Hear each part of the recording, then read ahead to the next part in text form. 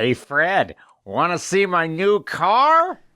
No. Guess how many pistons it has? 1,000. Actually, it has none. You want to know why? No, Brian. I'm going to tell you anyway. Front-mid engine cars, I know about them.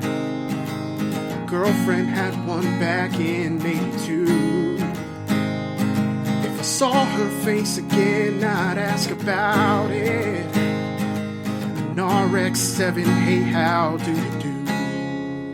Raise your finger with imperious superiority. Fill your memorized fact speeches with coal and water, because your Rotary knowledge is a huffing train whistling through everyone else's conversations. Because when this closed casket funeral is over, you're all going to know how a Wankel engine naturally takes to carburation and in fact runs better than later naturally aspirated fuel-injected versions under these specific conditions, which I will now recite. This fact train is starting, and I will locomotive through all of your polite attempts to get me to stop talking. 1982 Mazda RX-7 FB-GX, Canadian model. Ah yes, 80s Mazda. The car you get to impress JDM girls, because you're convinced JDM dick riders exist. Maybe they do, maybe they don't. Maybe I have a couch without cum stains to sell you. But this isn't just any 80s Mazda. This is the two-handed nutbuster of 80s Mazdas. This is the RX-7 FB-GX, a car that offered an engine that kept Mazda afloat at a time when the company was facing obliteration.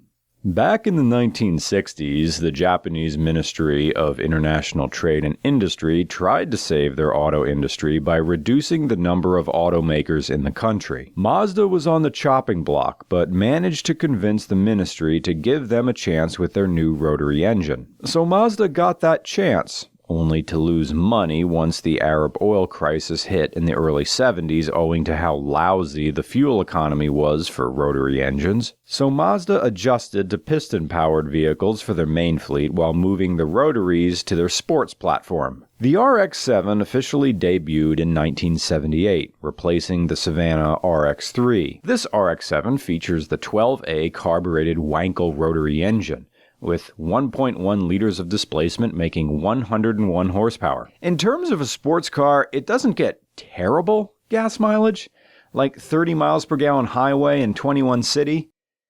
Yeah, that's not too bad for a sports car, but again, it's 1.1 liters. So you're expecting it to be like a Fiat Panda that'll do 40 all day. It's got a limited slip differential, 4-wheel disc brakes, no air conditioning, and a Lilliputian back seat. It's not much, but there they are. These back seats are like saltines and peanut butter when you forget to do grocery shopping. Ah, whatever, who cares? You're only going to use those seats as a place to throw your Boscov dress shirts while you rush to your brother's wedding. Canadian model!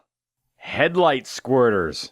They look alright. They go with all the other 80s tech that was advanced for this time in this car. It was a time when people were optimistic about what the 1980s would bring. We're talking power windows and power mirrors, cruise control, and an auto-reversing cassette deck. Oh, awesome. It's got a clock. A quartz clock. It also sported an ad campaign with slogans that touted, "If not this time, when?" And "The car you've been waiting for is waiting for you." Because as the 153rd rule of acquisition states, sell the sizzle, not the steak. Before the third generation Toyota MR2 ZZW30 in the 2000s, this RX-7 was the poorer man's Porsche. And by that I mean, you can't even afford a 944? Well, get a second-hand RX-7 FB. Surprise! You just bought something faster and more fun than Porsche's Intercontinental WWF, no-buys, yawn-fest, laggy, letdown. The 944 has lag even when it doesn't have a turbo. And before 1990's VTEC, there was Rotary to satisfy your high revving fantasies. In the context of the early 80s, Rotaries were savage rev climbers. It has a flattened power curve that feels a lot like a modern straight six from BMW, but with about 1/3 the power, which means you'll be using 9/10 throttle with every highway gear change. The RX-7 didn't have any direct performance competition in 1982, apart from the Toyota Celica and the Datsun Nissan S130 or 280ZX, depending on what you want to call it. In-town driving is frustrating. The car wants to run at 5,000 RPM. And if you're not comfortable with classic Rotaries, you're going to think you're racing the engine. Because this is a vocal engine, unlike the stock FD and RX-8s. Those are quiet.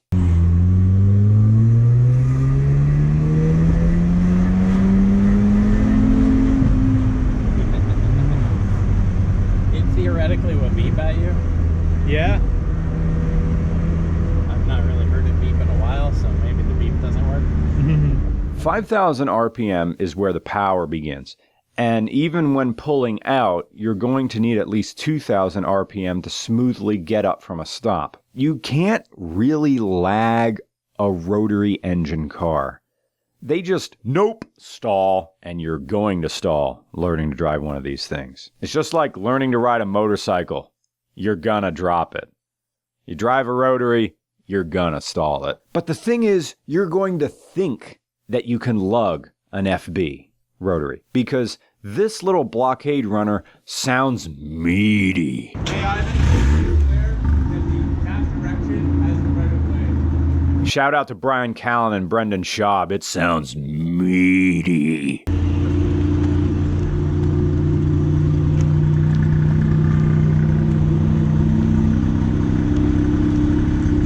Tell me this sound doesn't sound torquey. It's been a while since I've been in a rotary.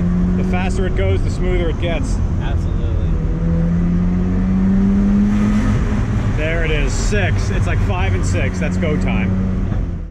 So your ears are telling you, oh, we got plenty of power. Just slip the clutch at 900 RPM. You're good. Nope, stall. Rotaries have less moving mass. This is bro science here. Less kinetic energy releasing as the clutch connects through a decelerating engine. If you're at the light on the throttle when the light turns green, the RPMs will fall into the trash like, it feels like a small inline 4 with a featherweight flywheel. So you have to progressively add more and more throttle than you think as you're letting the clutch out. All the 1980s modern tech had its problems with this car. For instance, every time you close the door, you have to reset the power mirror position because they shift with the closing of the door no matter how gentle you close it. Oh, and it has a manual choke.